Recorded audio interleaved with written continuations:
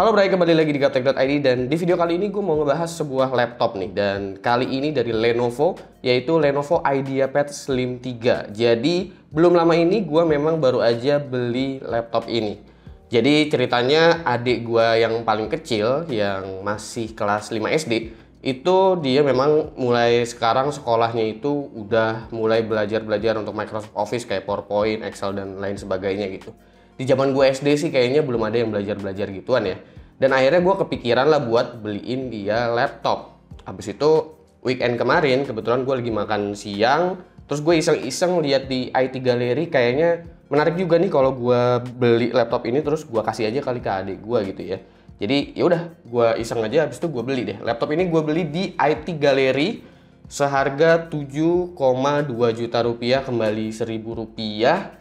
Tapi mungkin kalau di e-commerce seharusnya mungkin ada yang jual di 7,1 juta kali ya, atau lebih murah dari 7,2 juta lah harusnya kalau di e-commerce. Gue juga belum ngecek lagi karena gue beli laptop ini juga gue nggak nonton reviewnya dulu apa segala macem. Jadi ya apa salahnya gue bikin videonya seperti biasa untuk cari kembalian lewat Google AdSense. Jadi ini adalah IdeaPad Slim 3. Kenapa gue beli laptop ini? Alasannya tadi gue udah sebutin. Tapi juga ada beberapa bagian yang gue suka dan juga gue nggak suka dari laptop ini. Tapi kenapa akhirnya ujung-ujungnya gue memilih laptop ini, sementara di IT Gallery aja itu ada banyak laptop. Mulai dari Asus, Acer, Lenovo, habis itu ada HP juga. Sebelumnya gue sempat kepikiran mau beli HP 14, tapi HP 14 waktu stoknya yang ada SSD-nya nggak ada. Jadi akhirnya gue tertarik dengan laptop ini. Oke, gue akan bahas IdeaPad Slim 3 ini mulai dari desainnya terlebih dahulu. Sejujurnya sih alasan gue beli laptop ini bukan karena desainnya ya, karena menurut gue desainnya ini sangat biasa aja gitu dan cenderung masih terlihat klasik. Ini slim tapi nggak slim-slim banget juga. Jujur aja gue beli laptop ini tertarik karena isinya. Setahu gue emang Lenovo rata-rata desainnya ya kayak begini, kecuali di seri Yoga-nya mereka, yang dimana untuk di seri Yoga itu menurut gue itu tampilannya udah jauh lebih modern daripada di IdeaPad Slim 3 ini. Tapi jelas seri Yoga itu memang kelasnya juga lebih tinggi daripada IdeaPad Slim 3 yang gue beli sih. Tapi pertimbangan desain untuk ngebeli laptop ini tentunya ada, dan gue milih desain itu cuma dari warnanya aja. Warna yang gue ambil ini adalah warna hitam. Warna hitamnya ini seperti ada teksturnya gitu, secara kasat mata akan terlihat matte banget lah gitu. Sementara pas gue cek warna lain, itu kelihatan banget kalau laptopnya itu pengen banget kayak metal bahannya, tapi justru malah fail kelihatannya. Maka dari itu kelihatannya jadi kayak plastik banget. Maka dari itu gue kayaknya lebih seneng ngelihat tampilan yang black seperti ini.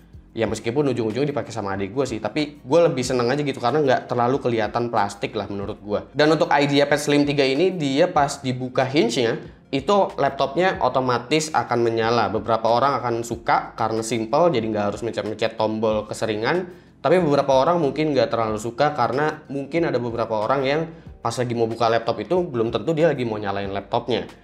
Dan menariknya untuk IdeaPad Slim 3 ini di kelas harga 7 jutaan itu dia hinge-nya udah 180 derajat. Yang bikin gue tertarik sama IdeaPad Slim 3 ini pas gue nyobain di IT Gallery, itu gue seneng sama keyboardnya karena travelnya memang asik banget. Cuma kekurangannya dari keyboardnya ini nggak ada yang namanya LED backlit. Padahal kalau kita lihat-lihat di kelas harga 7 jutaan itu udah banyak yang ngasih LED backlit berwarna putih. Untuk touchpad juga sebenarnya touchpadnya ini ya standar-standar aja untuk kelas laptop consumer, dan untuk laptop 15 inch ini emang terbilang ringan, bobotnya cuma 1,8 kg aja untuk laptop 15,6 inch.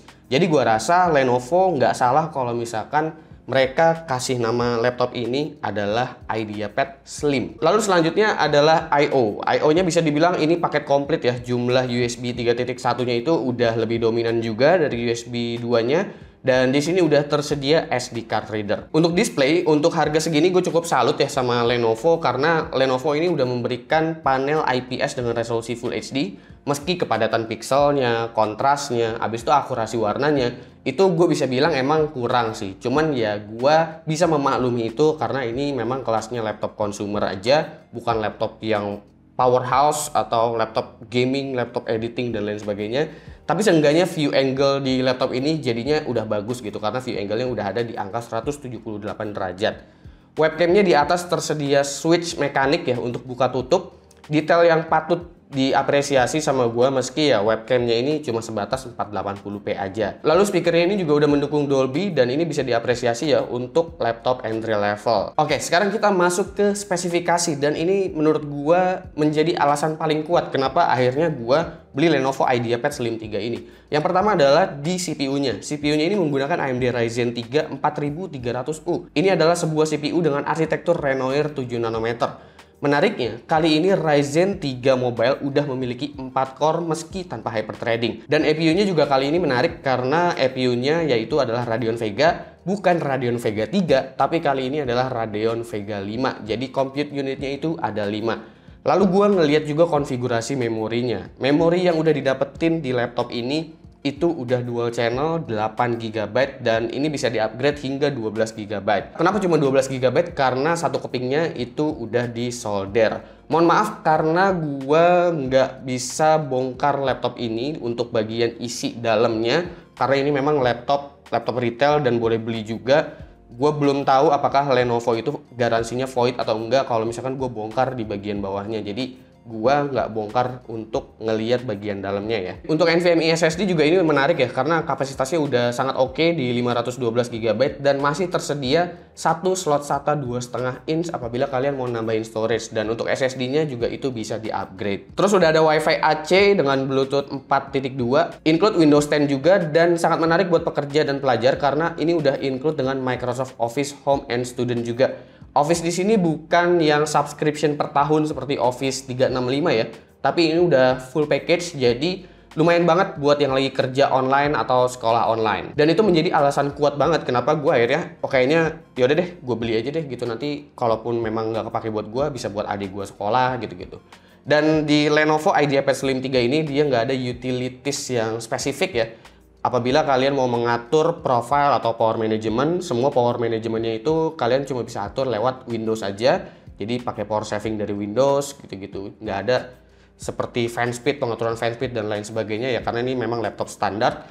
Dan sekarang kita masuk ke pengujiannya aja deh, langsung seperti apa.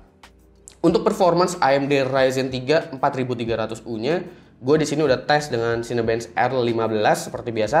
Di sini gue salut sama AMD atas Renoir 7 nanometer mereka. Gue sebenarnya agak bingung sih, ini pelafalannya itu Renoir atau Renoa, karena katanya Renoa sebenarnya.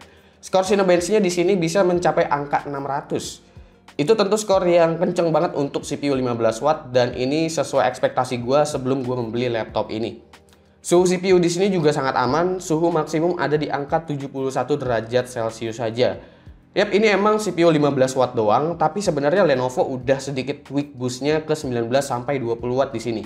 Sehingga clocknya bisa naik ke 3,8 GHz dan masih adem. Tentu gue salut banget sama Lenovo dengan tweaknya ini, tapi sebenarnya andaikan aja Lenovo ini nggak ditweak CPU-nya, mungkin cuma jalan di 15 watt aja, gue rasa coolingnya ini akan jauh lebih pasif lagi dan mungkin bisa pakai pasif cooling aja gitu karena memang udah adem ternyata. Lalu untuk performance Radeon Vega-nya seperti apa di 3D Mark? Untuk 3D Mark Firestrike ini Radeon Vega 5 punya skor di 2197 saat gua tes di Firestrike. Masih sedikit di bawah MX250 atau MX30, tapi wajar mengingat ini Vega dengan 5CU bukan 8CU. Sementara TimeSpy skornya masih di bawah 1000. Gue tahu ini pelan, tapi ini laptop emang bukan untuk gaming ya. Jadi lo mau protes apa? Seenggaknya ini udah lebih kencang dari Intel UHD Graphic. Lalu pengujian selanjutnya ini adalah editing video. Kira-kira laptop ini bisa nggak dipakai buat editing video di Adobe Premiere gitu misalkan. Jika kalian mau edit-edit video di laptop ini, itu sebenarnya bisa-bisa aja. Dan gue di sini udah tes dengan workflow punya si Anjas Maradita, itu RAW-nya adalah 4K. Di sini kalian bisa ngedit lancar dengan preview setengah, tapi itu lumayan banget karena ini adalah RAW-nya 4K dan itu udah ada beberapa layer di editannya gitu. Udah ada teks beserta beberapa color grading lah. Sayangnya encoder dari Vega 5 masih belum terlalu sakti ya jika dibandingin dengan encodernya Intel UHD atau Intel Iris bahkan. Jadi di sini untuk proses rendernya emang masih belum terakselerasi dengan baik. Cuma untuk ukuran CPU 15 watt, render selesai dalam waktu segini tuh udah termasuk cepat. Tapi gimana? Apakah IdeaPad Slim 3 ini bisa dipakai buat main game? Jawabannya ya bisa-bisa aja, tapi harus banyak yang dikompromiin. Seperti di CSGO ini kalian udah bisa main dan rata-ratanya udah di atas 60 fps, udah di angka 76 di sini. Tentu lu nggak bisa kompetitif untuk main CSGO dengan FPS segini, tapi buat bisa main doang untuk iseng-iseng ya seenggaknya ini udah bisa. Dan untuk di Dota 2, ini rata-rata FPS ada di angka 106 dengan setting fastest. Menarik karena di game Dota 2 ini justru masih cukup tinggi ya untuk FPS-nya. Dan terakhir, di GTA 5 ini setting normal. Balik lagi ini semua settingnya pakai resolusi Full HD ya. Kalau diturunin ke 720p mungkin lebih naik.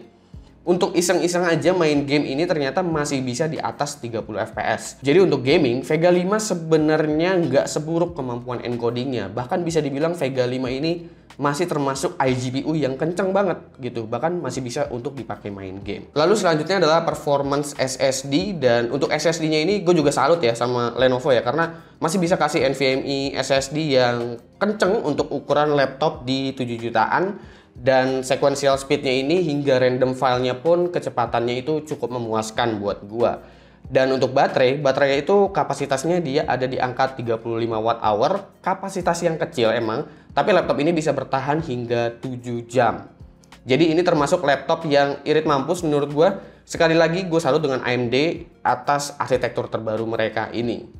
Dan untuk power adapternya sendiri, power adapternya itu nggak terlalu besar kok. Ini ada di angka 65 watt. Ukurannya kurang lebih masih nggak terlalu beda jauh dengan ukuran charger smartphone. Nah, gimana untuk kesimpulannya dari Lenovo IdeaPad Slim 3 ini? Menurut gua, Lenovo IdeaPad Slim 3 ini emang bukan desain yang paling trendy saat ini. Detail kecil yang diberikan oleh Lenovo juga gue masih bisa apresiasi ya. Tapi gue lebih setuju kalau Lenovo itu pentingin LED backlit di keyboard apabila laptop seharga ini tuh diperuntukannya untuk multimedia atau untuk kerja gitu. Daripada mikirin switch kamera yang dimana webcamnya pun itu resolusinya nggak sampai 1 megapiksel. Nah, kekurangan-kekurangan tersebut tentunya gue bisa kompromikan dengan adanya performance yang sangat baik di kelasnya untuk laptop yang satu ini. Sehingga keputusan akhirnya ya emang gue beli. Kalau gue nggak bisa kompromi kan ngapain juga gue beli gitu. Toh emang ini laptop dibeli buat dipakai bukan buat konten doang. Jadi kira-kira menurut kalian gimana soal Lenovo IdeaPad Slim 3 ini? Apakah ini memang laptop yang cukup baik untuk range harga 7 jutaan? Apakah gue salah beli atau enggak? Silahkan komen di bawah dan kasih pendapat kalian masing-masing. Jangan lupa like, share, dan subscribe jika video ini menarik buat kalian. Follow sosial media gue kalau lu kepo sama apa yang ada di balik layar Gaptek. Gue Subki dan seperti biasa sampai jumpa di lain kesempatan.